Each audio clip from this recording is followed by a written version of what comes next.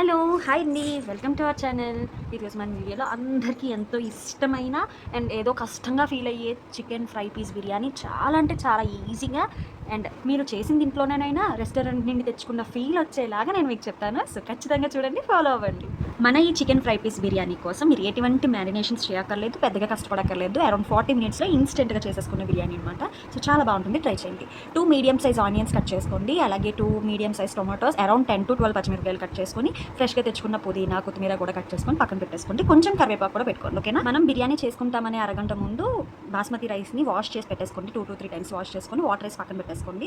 అలాగే తెచ్చుకున్న చికెన్ కూడా కొంచెం సాల్ట్ వేసి కడిగేసి శుభ్రంగా పక్కన పెట్టుకోండి. ప్రాసెస్లోకి వచ్చేస్తే ముందుగా స్టవ్ వెలిగించేసుకొని 2 to 3 టేబుల్ స్పూన్స్ ఆయిల్, అలాగే ఒక 2 స్పూన్స్ గీ కూడా వేసుకోండి. ఫ్లేవర్ బాగుంటుంది. ఇందులోనే హోల్ స్పైసెస్ ఉంటాయి కదా, దాల్చిన చెక్క, లవంగా, స్టార్ అనేసి, ఇలాచి, తర్వాత బిర్యానీ ఆకు, దాంతోపాటు కొంచెం జీలకర్ర వేసుకోండి. నా దగ్గర షాయి జీరా లేదు, సో అందుకని నేను జీలకర్ర వేసుకున్నాను. ఉంటే మీరు షాయి జీరా వేసుకోండి.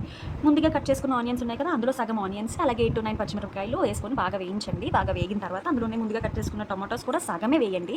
టమాటోస్ కొంచెం సాఫ్ట్గా అవుతున్నాయి అన్నప్పుడు మనం ఏం చేస్తామంటే ఒక స్పూన్ అల్లం వెల్లుల్లి పేస్ట్ కూడా వేసుకొని పచ్చివాసన పోయేంత వరకు వేయించేసుకోండి. ఇప్పుడు పెరుగు వేయాలి. సో పెరుగు వాటరీగా లేకుండా చూడండి. ఇఫ్ ఇన్ కేస్ వాటర్ ఉంటే మన టీ స్ట్రైనర్తో వేసుకుంటే వాటర్ అంతా పోయి కొంచెం చిక్కగా కర్డ్ అనేది వస్తుంది కదా, సో అది కూడా వేసుకొని బాగా వేయించుకొని ఒక హాఫ్ స్పూన్ మసాలా పౌడర్ వేసుకొని కొంచెం వేగిన తర్వాత పుదీనా కొత్తిమీర కూడా కొంచెం కొంచెం వేసేసుకోండి. ఫ్లేవర్ బాగా ఉంటుంది.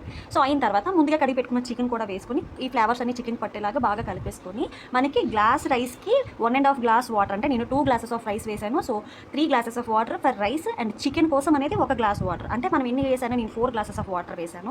సో వాటర్ వేసేసిన తర్వాత మూత పెట్టుకొని 5 to 10 మినిట్స్ అనేది ఆ వాటర్లో చికెన్ అనేది బాయిల్ అవ్వండి. బాయిల్ అయిన తర్వాత చికెన్ని వాటర్ నుంచి సెపరేట్ చేసేసి ఆ ఉన్న వాటర్లో ముందుగా నానబెట్టుకున్నాం కదా బాస్మతి రైస్, అది వేసేసి ఉప్పు వేసేసుకొని అడ్జస్ట్ చేసుకొని మూత పెట్టేసుకొని మీడియం ఫ్లేమ్లోనే 10 మినిట్స్ పెడితే మనకి చక్కగా పొడిపొడిలాడితే రైస్ మనకి రెడీ అయిపోతుంది. సో అది పక్కన పెట్టేసేయండి. ఈసారి చికెన్ కోసమని మనం ఇంకొక బాండి పెట్టుకొని అందులో కొంచెం ఆయిల్, కొంచెం గీ వేసుకొని హోల్ స్పైసెస్ అన్ని కూడా వేసుకొని అవి కొంచెం వేగిన తర్వాత ముందుగా కట్ చేసి ఉంచుకున్నాం కదా ఆనియన్స్ కూడా బాగా కొంచెం గోల్డెన్ బ్రౌన్ వచ్చేంత వరకు వేయించండి.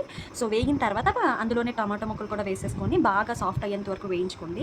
ఇప్పుడు అందులోనే ఒక స్పూన్ అల్లం వెల్లుల్లి పేస్ట్ వేసుకొని అది కూడా పచ్చివాసన పోయేంత వరకు వేయించేసుకోండి. వేయించిన తర్వాత ముందుగా ఉడకపెట్టుకొని ఉన్నాం కదా మనం చికెన్, సో ఆ చికెన్ని కూడా వేసుకొని ఒక 2 to 3 మినిట్స్ బాగా వేయించిన తర్వాత అందులోనే మనకి 1 to 1.5 స్పూన్ వచ్చేసి కారము, 1 స్పూన్ ధనియా పౌడర్, 1 స్పూన్ జీరా powder, 1 spoon whole garam masala అన్నీ కూడా వేసేసుకొని బాగా స్పైసెస్ అనేవి చికెన్కి పట్టేదాకా వేయించుకోండి. ఇప్పుడు మీరు సాల్ట్ చూసుకొని సాల్ట్ అడ్జస్ట్ చేసుకోండి మీ టేస్ట్ తగ్గట్టు.